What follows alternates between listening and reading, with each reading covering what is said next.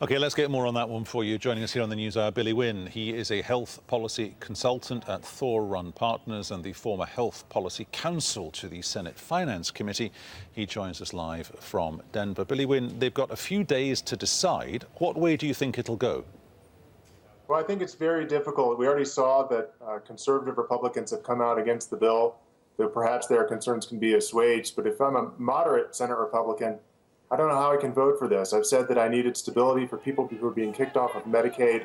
I've said that I need more funding for the opioid epidemic, and I've said that I need to protect women's health. None of those things are accomplished in the Senate bill that we saw today. So you have tension on both the far right and the middle right.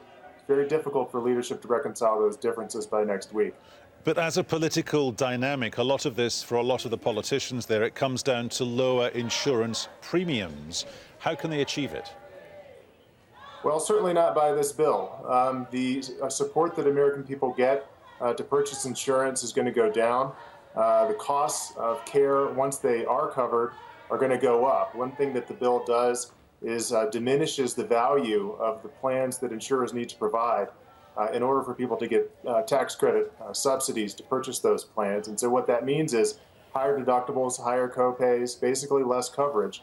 And meanwhile, they're going to be paying more for premiums. So the way to do it is for Democrats and Republicans to come together, set aside these sort of tiresome historical differences in health care, which is a space where, of all places, we should probably be able to work together and find some common ground.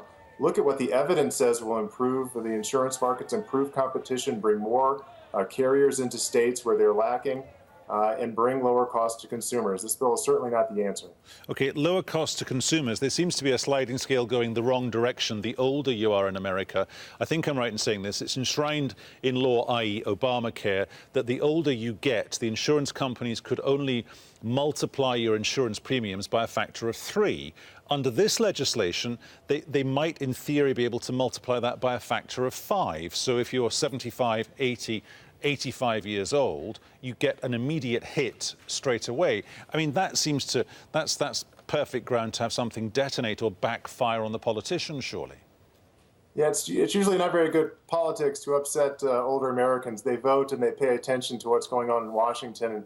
And yes, you're absolutely right. And that's often referred to as an age tax, because what this bill will charge people who are approaching Medicare eligibility in our country, which mercifully they can get once they turn 65.